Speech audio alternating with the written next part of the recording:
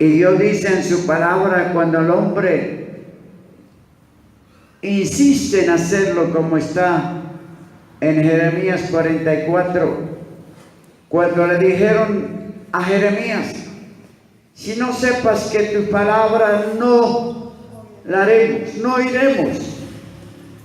Y Dios le dice por el profeta: veremos la palabra de quién se cumple, si la de ustedes o la mía. Y ahí los juicios de Dios sobre ellos, lo que tuvieron que pasar sencillamente por no obedecer, por no creerle a Dios, por rebelión.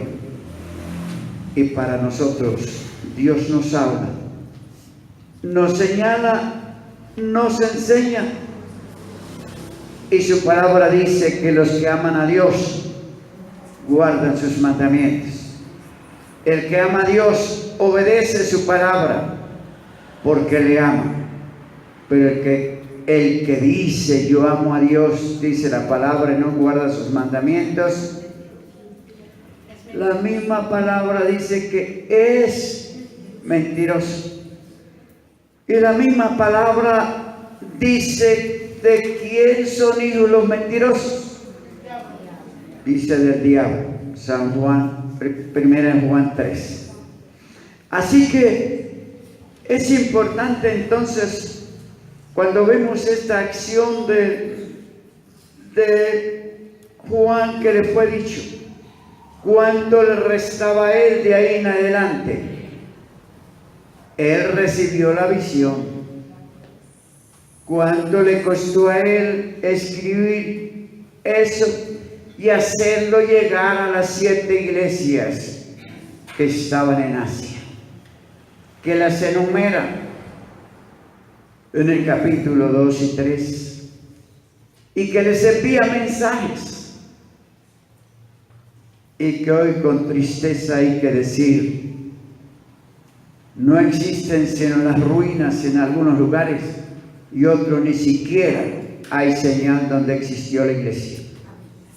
Es todo lo que quedó del duro trabajo de los apóstoles, del duro trabajo de aquellos que sirvieron al Señor.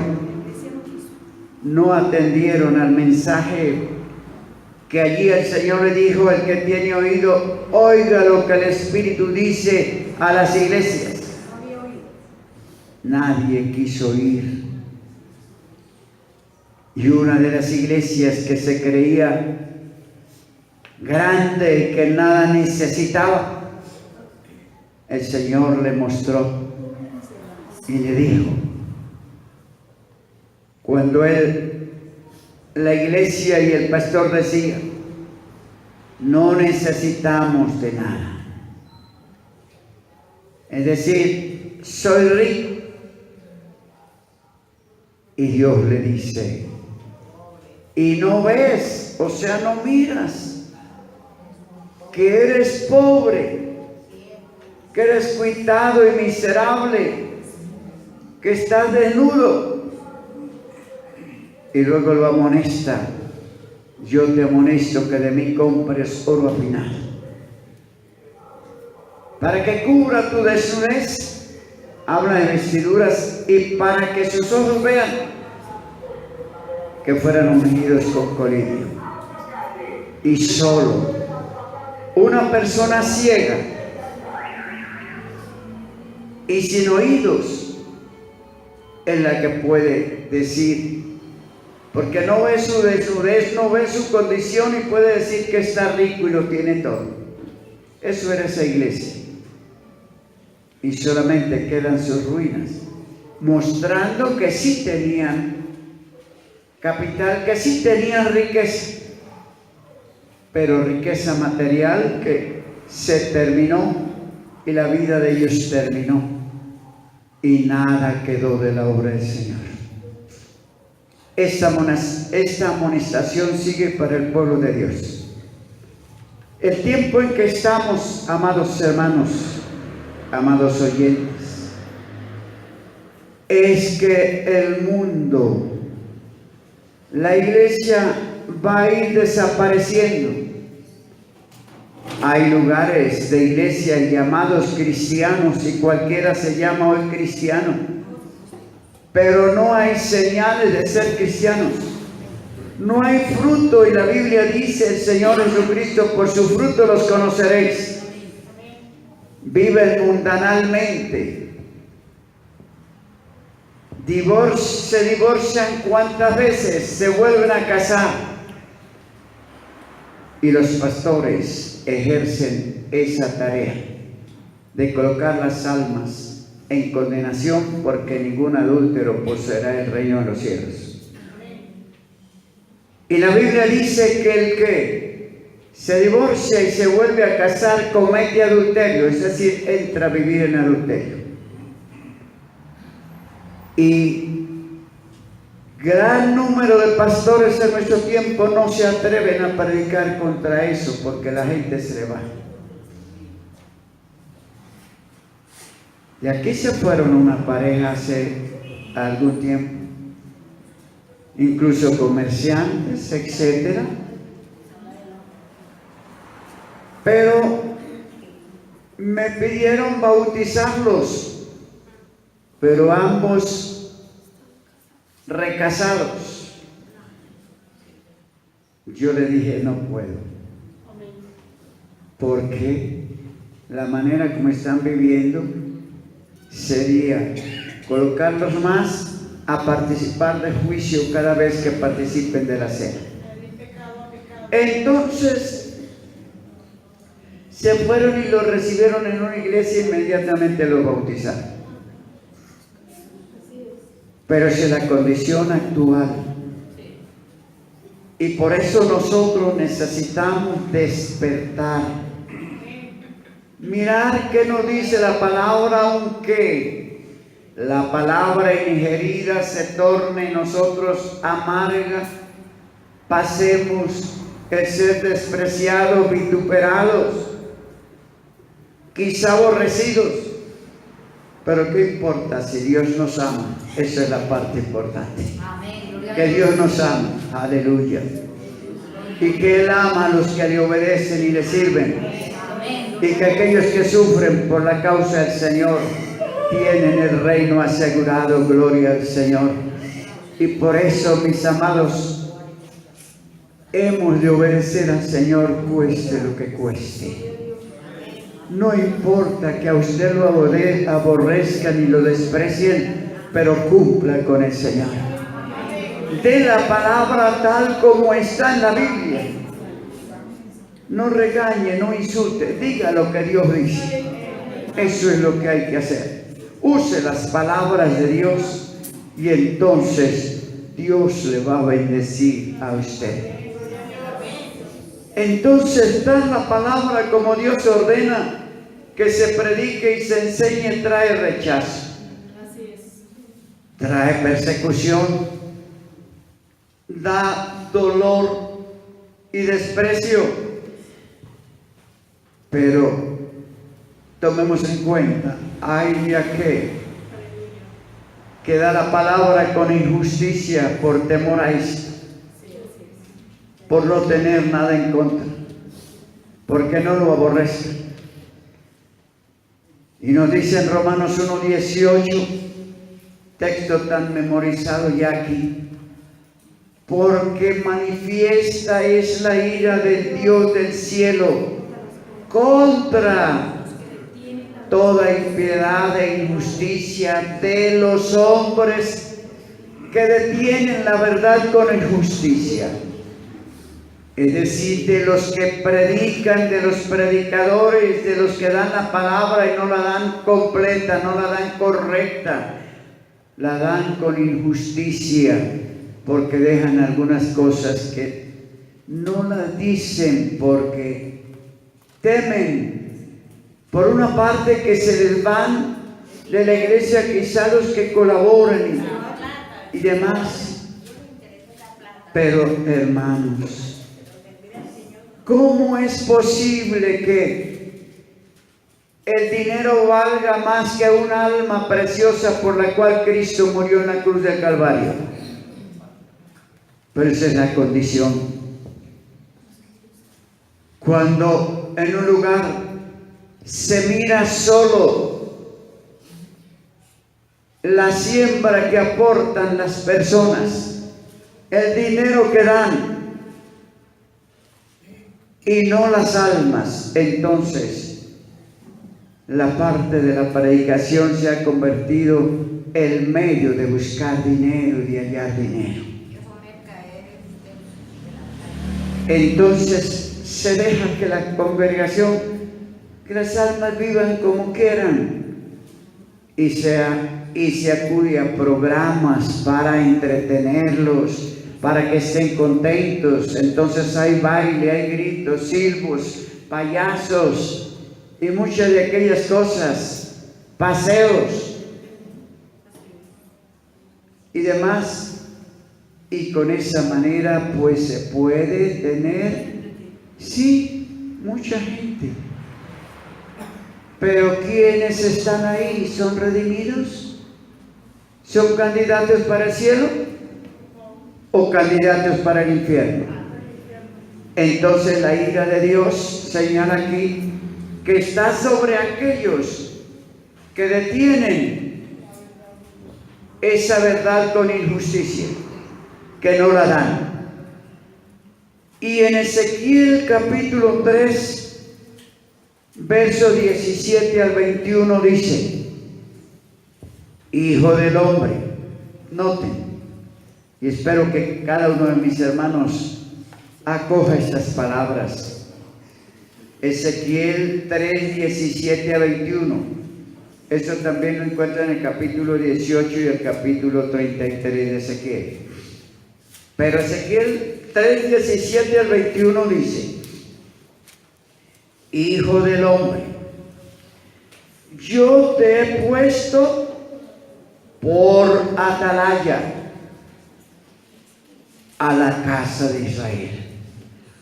Oirás pues tú la palabra de mi boca, no otra palabra, no un comentario de personas, no alguien que le envíe una razón, un chisme, una murmuración, sino dice: oirás pues tú la palabra de mi boca, de la boca de Dios, y amonestarlos haz de mi parte.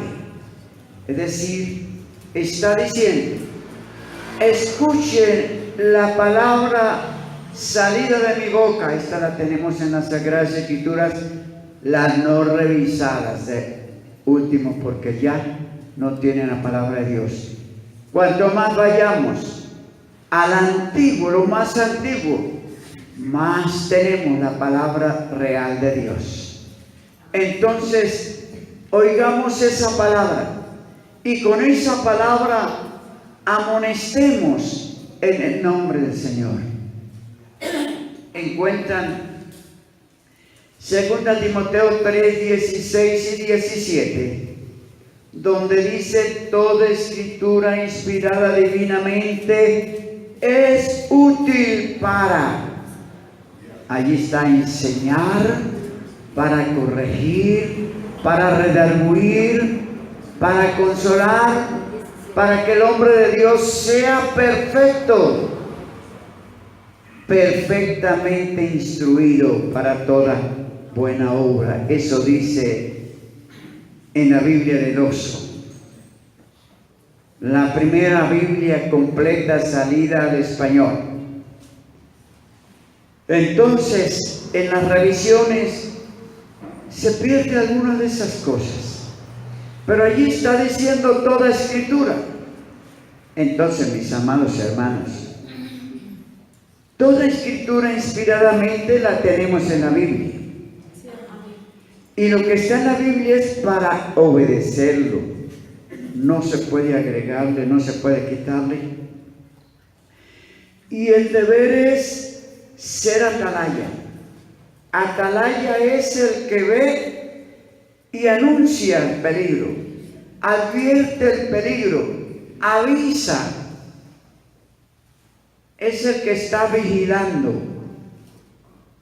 Y amados hermanos, usted como yo somos colocados como atalayas. Y estamos para anunciar estas cosas, anunciar la palabra de Dios, para invitar que vengan al arrepentimiento, pero estamos para enseñar cómo vivir la vida cristiana. No solamente que acepten a Cristo, sino que sean santificados, transformados, mejorados, formados conforme a la imagen de Cristo Jesús. Para ello estamos. El que no cumpla esta tarea y se acomode es un falso cristiano que realmente no agrada a Dios. Por eso la palabra de Dios habla claramente de los hijos desobedientes y los hijos obedientes. Los desobedientes son llamados rebeldes y los desobedientes son llamados mentirosos también. Pero los obedientes son llamados amados de Dios, amigos de Dios, testigos fieles, embajadores, ciudadanos del cielo, hijos del Altísimo. Entonces nosotros estamos para ello con la ayuda del Señor. Y esta palabra nos dice en el versículo 18 de Ezequiel 3, cuando yo dijere al impío, de cierto morirás, y tú no le amonestares ni le hablares, para que el impío sea apercibido de su mal camino, a fin de que viva el impío morirá por su maldad, mas su sangre demandaré de tu mano. ¿Cómo oyen esto? Si usted o yo vemos a alguien pecando y no le amonestamos por miedo al que dirán, entonces esa vida morirá por su pecado, se condenará, y aquí dice, porque tú no le amonestaste. Y señala que Dios demandará el alma de esa persona de la mano nuestra. Así que esta palabra es palabra de Dios. Y esta palabra permanece hasta que haya nuevos cielos y nueva tierra. Jesús lo dice en San Mateo 5:18, que ni una jota ni un tilde de esa palabra perecerá hasta que todo sea hecho. Entonces, señala el verso 19, si usted como yo, o sea usted y yo, hacemos esto, dice, y si tú amonestares al impío, y él no se convirtiere de su impiedad y de su mal camino, él morirá por su maldad, y usted y yo hemos librado nuestra alma de tu alma. Entonces hay una responsabilidad. Usted no se debe enojar ni disgustar porque le traten mal.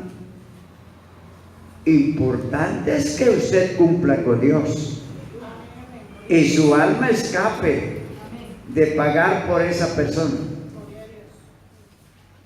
Usted y yo debemos hablar, decir, no haga eso. Hay un juicio de Dios sobre los pecadores. Y el camino a donde llega el pecador, al final, es el tormento eterno.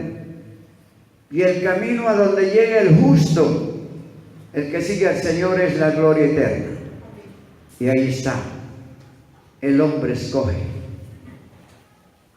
Y por eso es importante que nos dice la palabra: si se amonesta, entonces hemos librado nuestra alma. Y si esa persona se convierte, pues se ha librado un alma. El verso 20 dice: ahora pasa al justo. ¿Será que los justos cometen pecado? Dice aquí: y si al justo amonestares. Noten y entendamos aquí que no solamente hay que amonestar cuando se ve que hay una falta, sino hay que hablarles aunque no estén cometiendo faltas y sean justos y santos. Noten aquí: si al justo amonestares, y note esta preposición, para que el justo no peque. Eso indica, la amonestación es una advertencia, una recomendación que se está haciendo al que es justo, al que es santo, de decirle: cuide su vida, no vaya a desobedecer, no vaya a caer en ningún pecado, sigue como va y sigue creciendo, sigue avanzando, porque dice: si al justo amonestares, para que el justo no peque. Y no pecare, entonces ¿qué dice Dios? De cierto vivirá. ¿Y por qué? Porque fue amonestado por usted. Y aplicamos aquí a los presentes y a los que estén oyendo en cualquier lugar. Si se aconseja al justo a ser fiel, a permanecer, está ayudando a una vida a permanecer fiel y ser salvo. Está ayudándolo a que no vaya a pecar. Y él vivirá, ha librado su alma. Y usted que le ha amonestado, o yo le he amonestado, entonces también nuestra alma ha sido librada de una culpa. Y luego dice la palabra, dice: y él me dice, necesario es, ya dice el verso 11 de Apocalipsis 10. Y por eso coloqué estos versículos aquí, algunos que saqué de Ezequiel 3, porque como digo, hay que leer todo el capítulo 3 de Ezequiel, el capítulo 18, el capítulo 33, para ver todo el mensaje, toda la advertencia que se da al que es atalaya, al que quiere cumplir esa parte. Entonces aquí lo coloqué, ¿por qué? Porque el Señor allí le fue dicho a Juan, cuando se le ordenó comer el rollo, y se le dijo que sería amargo a su vientre y dulce a su paladar.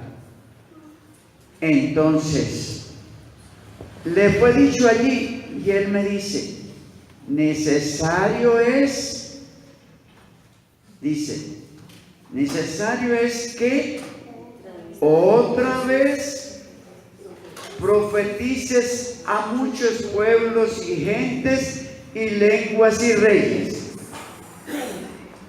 Esto se le habló a Juan. Se le está diciendo: es necesario que profetices a muchos pueblos y gentes y lenguas y reyes. Ahora, cuando Juan recibió este mensaje, ya Juan era un anciano que podía tener quizás sus 95, 98 años por ahí. Era un anciano. Y se le habla de profetizar a muchos pueblos y a muchas gentes, a muchas clases de gentes, diferentes idiomas y reyes. Ahora, él no lo podía hacer físicamente con su presencia, pero lo hizo al escribir estas palabras, al escribir el libro de Apocalipsis, al enviarlo a las 7 iglesias y que nos ha llegado a nosotros. Este mensaje continúa por el mundo a través de la Biblia, siendo predicado. Pero qué triste los pocos que hay que predican este mensaje contenido en Apocalipsis. Porque como me dijera en una ocasión un pastor, cuando yo le dije, ¿y usted sí enseña esto? Y me dice, no, yo eso no, otros que lo hagan. Entonces, ¿por qué algunos no lo hacen? Porque no quieren dedicar tiempo a estudiar la palabra. No quieren dedicar tiempo a obedecerle a Cristo, de escudriñar las Escrituras. No quieren dedicar tiempo a investigar, a interpretar los textos, a usar esas normas, esas ordenanzas dadas por el Señor. Entonces, mis amados hermanos, la palabra del Señor para nosotros es vida y debemos obedecerla. Bienaventurado el hermano o la hermana que obedece al Señor anunciando la palabra, advirtiendo a otros, aconsejándoles que sigan fieles. Pero bienaventurados si ven que algún justo peca y se aparta. También en los otros pasajes de Ezequiel dice que si no se le amonesta, él se pierde por su pecado, pero Dios va a reclamar esa alma. Y si se amonesta y él no se arrepiente, dice que morirá por su pecado, y el atalaya ha librado su alma. Se enoje si algún hermano o hermana llega y le dice, hermano, busque más de Dios. Dígale, gracias hermana por su voz de alerta. Eso es bueno. Hermano, está descuidado en esto. Lea más la palabra, estudie más la palabra, testifique, hable a otros. Agradézcale que le está recordando. Esa es una atalaya que le está diciendo de sus deberes. Pero si hay alguna falta, le oyó una mala palabra o le oyó algo mezclado por ahí, una conversación incorrecta, o en un chisme, o en una mentira, y lo amonesta, dele gracias. Gracias, hermano o hermana, por ayudarme en mi vida espiritual. Y espero que me ayude en sus oraciones para que yo cambie. Pueda decirle esto. Y a la vez, ore al Señor para que siga usando esa vida. Porque es una atalaya y me está ayudando a mi manera de vivir bien de acuerdo a la palabra de Dios. Ahora, en Apocalipsis 11 apenas nos quedan aquí como 8 minutos para dar apenas inicio al capítulo 11. En el capítulo 11 entramos en un campo directamente de acción que nos lleva a estudiar más a fondo el tiempo de la grande tribulación, aunque hemos mirado juicios que pasarán en ese tiempo, pero aquí nos define de una manera más clara. El capítulo 11, versículo 1 dice: y me fue dada una caña semejante a una vara, y se me dijo, levántate y mide el templo de Dios y el altar y a los que adoran en él, y echa fuera el patio que está fuera del templo. No lo midas, porque es dado a los gentiles, y hollarán la ciudad santa. ¿Por cuánto? Ahí tenemos el tiempo de la tribulación, 42 meses. Por eso son mentirosos los que dicen que la tribulación son 7 años. Aquí habla de 42 meses, son 3 años y medio. Entonces, señala desde el momento en que comienza a ver la abominación por toda parte. Entonces, por eso es preservado desde luego para el tiempo del pueblo de Israel durante esos 3 años y medio. Y durante ese tiempo en que señala, dice, y daré a mis 2 testigos, y ellos profetizarán por 1260 días.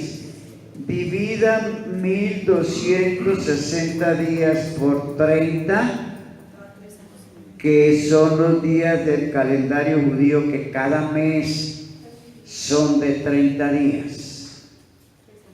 Entonces le va a dar exactamente 42 meses. Entonces aquí está confirmando otra vez que son 3 años y medio,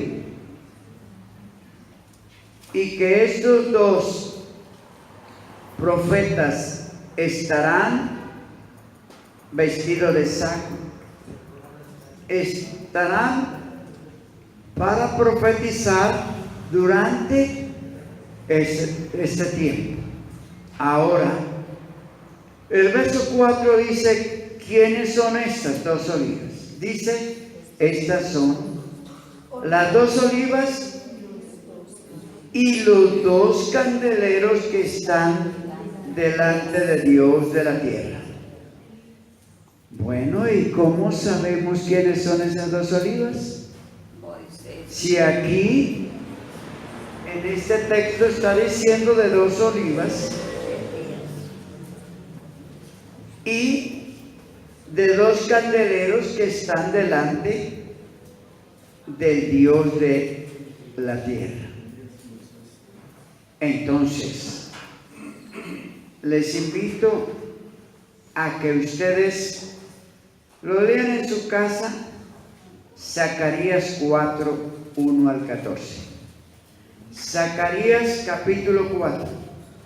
Y los que oyen por este medio en algún lugar de Colombia o fuera de Colombia, lean en sus Biblias Zacarías 4, 1 al 14. Ahí habla de las 2 olivas. Ahí habla también de ese candelero, esos 2 candeleros, y nos dice de esas 2 olivas y nos presenta una enseñanza que dice aquí el verso 30, y nos dice, voy a mirar aquí también, además de Zacarías 1:14, anoten también Lucas 29 al 31. Lucas 9, 29 al 31. y vamos a leer verso 29, 30 y 31. Y aquí podemos ver un poquito de ello, pero si ustedes leen, ahí en Zacarías van a entender. Y dice aquí, y entre tanto que él oraba, o sea, cuando el Señor tomó a Juan, tomó a Jacobo y a Pedro, y se fue al monte a orar. Y allí estaban orando y los discípulos estaban soñolientos. Y dice, entre tanto que oraba, o sea, mientras oraba Jesús, la apariencia de su rostro se hizo otra, el rostro del Señor. Y su vestido blanco y resplandeciente. O sea que mientras estaba allí el Señor orando, los discípulos vieron que el rostro de él cambió, se tornó resplandeciente, su vestido blanco y resplandeciente. Y luego observaron que había dos varones que hablaban con Jesús. ¿Y estos dos varones quiénes eran? Aquí no dice quiénes eran. Y aquí dos varones que hablaban con él, o sea, con Jesús, los cuales eran Moisés y Elías.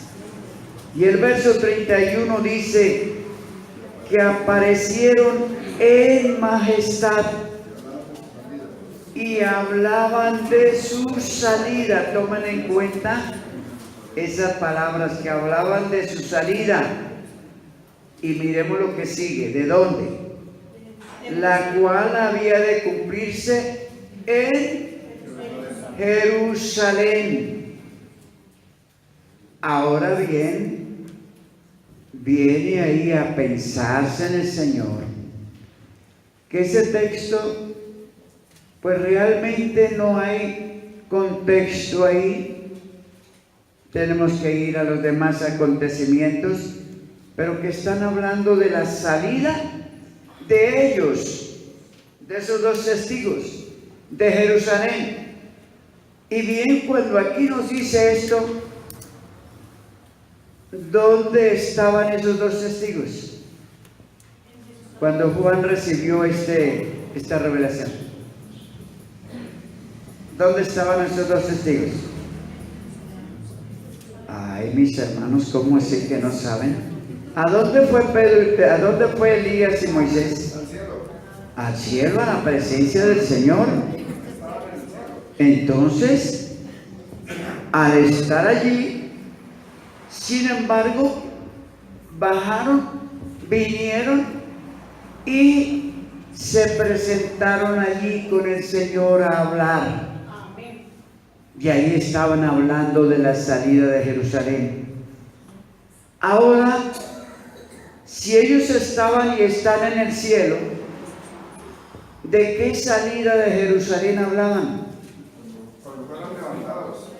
Esto es, cuando ellos hayan de cumplir su ministerio como los dos testigos allí, y cuando allí la bestia que sale del abismo hace guerra contra ellos, cuando termina la tribulación y les da muerte, y son dejados allí por 3 días y medio, y luego oyen una voz que les dice: subid acá, y ellos inmediatamente resucitan y los ven subir, y una nube les cubre. Y entonces aquí dice que, claro, cuando ellos vieron esto, los apóstoles, los 3 apóstoles, que son los que observamos que como que el Señor los llevó más a ellos, a Pedro, a Juan y a Jacobo, para estas revelaciones. Y dice aquí, y Pedro y los que estaban con él estaba encargado de sueño y como despertaron y vieron su majestad y aquellos dos varones que estaban con él. Entonces, ¿qué dice allí? Sigue diciendo que le dijeron al Señor: Señor, hacemos aquí 3 pabellones, uno para ti, otro para Moisés y otro para Elías. Ellos estaban pensando en quedar allí, en esa gloria que veían, en esa bendición, pero resulta que ellos subieron al lugar que estaban y dice la palabra que quedó allí solamente Jesús con aquellos 3 apóstoles. Y entonces, ya en el verso 5 del capítulo 11, que es lo que quedamos para el próximo estudio, y que espero que ustedes tomen interés, ojalá inviten a otros, y seguiremos cómo será este ministerio de estos 2 testigos, de estas 2 olivas. Entonces, de los 2 candeleros, ustedes se encuentran allí en Zacarías 4, que dice que el simbolismo de ellos lo declara, que son los ojos de el Señor, o sea, de Dios, que recorren por toda la tierra, o sea, todo está a su vista. Entonces, en la Biblia tenemos que aprender a entender que la Biblia nos habla mucho por figuras, simbolismos, que nos presentan muchas de aquellas cosas que miramos, que más adelante miraremos cuando es echado del cielo Satanás y su tercera parte de ángeles caídos, y cuando persiguen a la mujer, dice que echarán como un río detrás de ella para perseguirla, pero dice que la tierra ayudará. Entonces ahí tenemos que acudir como el tiempo de Coré, cuando los 250 se abrió la tierra y los tragó vivos. Es decir, a ese río de gentes, río tipifica gentes, se va a abrir la tierra y allí perecen, y la mujer, que es la iglesia, huye al desierto. De eso trataremos mirando esto cada día. Entonces, mis amados hermanos, quedamos aquí en Apocalipsis 11, verso 5. Una bendición a todos mis hermanos y a los radioyentes. Dios les bendiga.